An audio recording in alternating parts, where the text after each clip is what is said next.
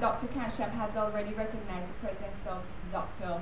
Binger. Thank you, Dr. Binger, for coming, and Christine Duncan also joining him. And I'd just like to recognize a few other persons who are here. Mr. Ziamian, Director General of OUR, and his team from OUR. Mr. Rajid Gopal from the International Finance Corporation of the World Bank Group, and Professor Anthony Chen from UWI, and Dr. Michael Taylor also from UWI. And I know a few other people have come in, and also the members of staff from the Ministry of Science, Technology, Energy and Mining, who are key to the whole process here this morning. Thank you, Dr. Kashyap, for your remarks. At this time, I'd like to invite Mr. Crispin Gregoire. Crispin is national of the Commonwealth of Dominica, and he currently serves as the Chief Strategic Monitoring and Support for UNDP Caribbean Country Offices at New York headquarters of UNDP. From 2010 to 2012, he served as a consultant for the United Nations Department of Public Information for some private corporations involved in renewable energy development, and also for a number of foundations and non-governmental organizations. Please welcome Crispin Gregoire now to bring some remarks.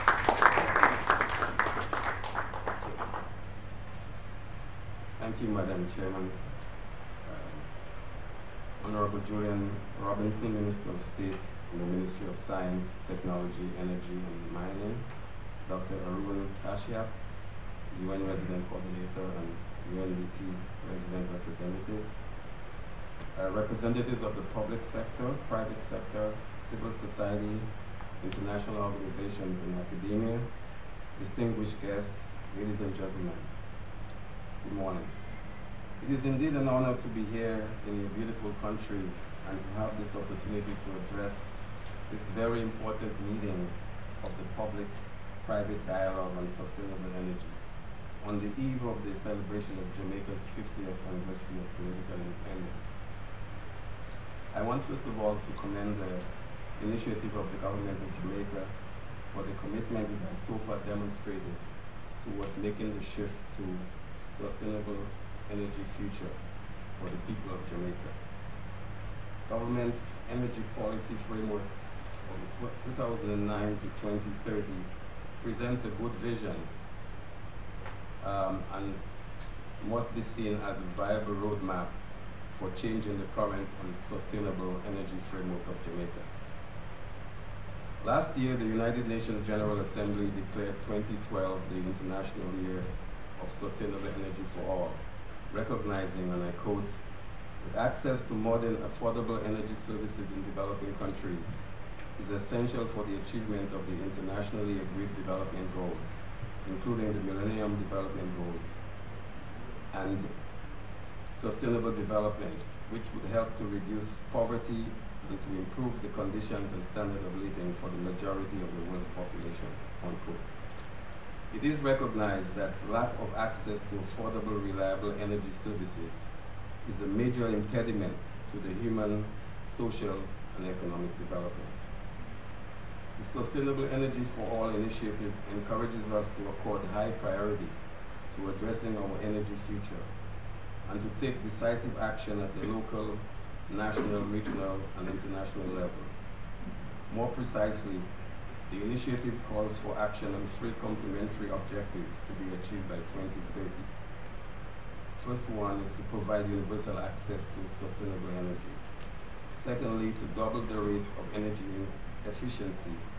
And third, to double the percentage of renewables in the global energy mix. Today's launch of the Sustainable Energy for All initiative here in Jamaica builds on the recent Barbados Conference for Small Island Developing States on Sustainable Energy for All and the recent Rio Plus 20 Sustainable Development Conference in Brazil. We commend the Jamaican government's decision to sign on to the 6th DOC, the Visionary Sustainable Energy Initiative of the Small Island Developing States. Let me use this opportunity to applaud Dr. Al Binger, who has worked tirelessly to get this initiative functional. Let me for a minute remind you of the challenges ahead, the rather gloomy picture of our energy future. 1.5 billion people on this planet still have no access to electricity. And I'm told that in Jamaica, it's probably 10% of the population doesn't have access. And we have 3 billion people who rely on traditional biomass and coal as their primary source of electricity. The global economy is anticipated to double in size in the next 20 years, which will result in a dramatic increase in global energy consumption. Should current unsustainable production and consumption patterns go unchanged, the impact of energy intensity on climate change and the economic burden could have devastating consequences for natural resource endowment of this planet. Let me focus a little bit on the Jamaican context. Energy efficiency is no doubt one of the most important national objectives for Jamaica, the other countries in the Caribbean, and all the small island developing states of the world. Escalating oil imports pressure the already weak fiscal environment and are highly unsustainable. Oil imports here in Jamaica have reached 191 billion Jamaican dollars, which is almost equivalent to 20% of the gross domestic product.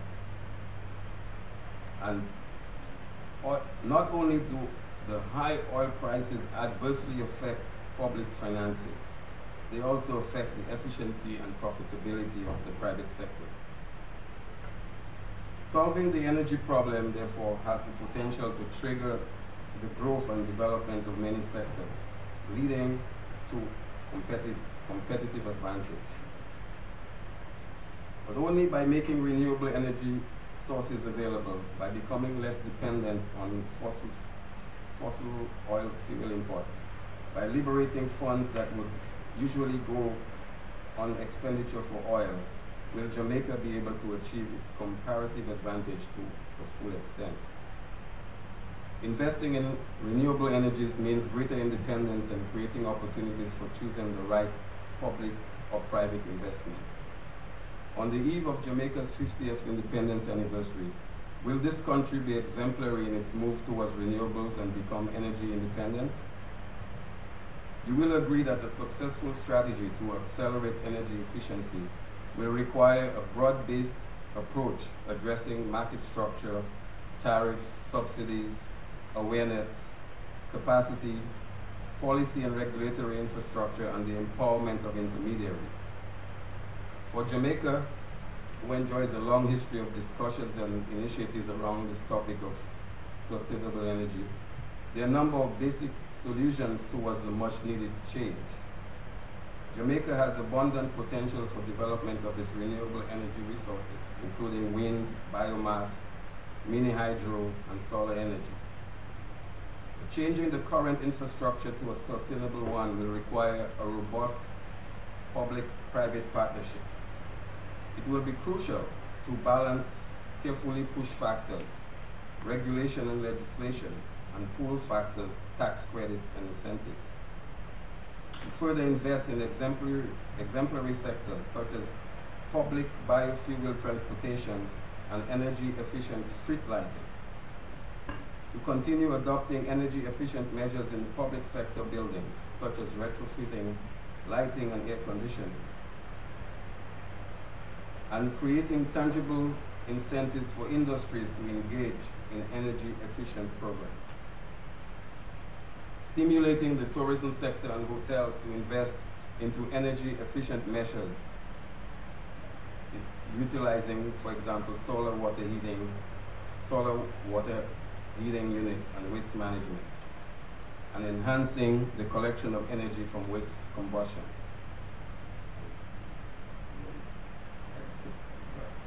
It will require Jamaica's investment in energy technology education, building a national labor force that will support the country's endeavor towards more sustainable energy provision.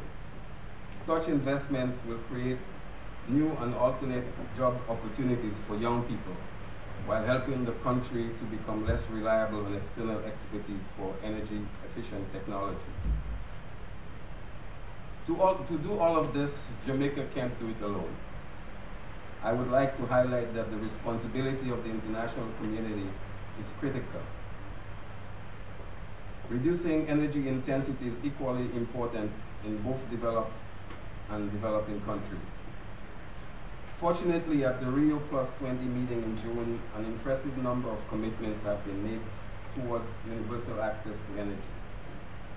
Over 50 governments have engaged and tens of billions of dollars have committed to support the goals of energy access, efficiency, and renewables. In the same way, private sector corporations, small and medium-scale enterprises have also made their commitments. There are hundreds of other actions on the way. You are all aware that the small island developing states have been leading the way in that regard. The international community is aware of your challenge, and I believe stands ready to support you. From my own organization, I can only emphasize and reiterate UNDP's commitment to work hand in hand with the Jamaican authorities, communities, and the private sector to achieve sustainable energy. In tandem with the Sustainable Energy for All, UNDP in the Latin America Caribbean region is ensuring that all the countries undertake rapid assessment and gap analysis of the energy sector in all the countries of the region. This initiative is in cooperation with the Inter-American Development Bank. UNDP is helping developing countries to achieve sustainable energy solutions through the provision of sound policy advice and a focus on 3 key areas of intervention. Firstly, through strengthening policy and institutional frameworks consistent with low-emission, climate-resilient development. Secondly, mobilizing and expanding financing options aimed at achieving market transformation to catalyze public and private finance. This includes creating enabling policy and regulatory frameworks and removing barriers to energy efficiency, renewable energy, and sustainable urban transport to better access the market. Third, in developing effective approaches for scaling up energy service delivery through a combination of field-proven and innovative business models that are financially and institutionally sustainable. Furthermore, UNDP has been working with CARICOM to reduce barriers to increased use of renewable energy, thus reducing the dependence on fossil fuels, while contributing to the reduction of greenhouse gas emissions. We are working with the Caribbean Renewable Energy Development Program of CARICOM towards changing the market environment for renewable energy in the region. Today, UNDP stands ready to accompany Jamaica in its endeavor to reach a stronger renewable energy sector development. Finally, I would like to congratulate the government of Jamaica and the UNDP country office for organizing this event. It is my hope that today's meeting will give rise to a vibrant exchange of honest discussions around what needs to be done to advance towards sustainable energy in Jamaica and how to confront the remaining hurdles. The argument remains simple.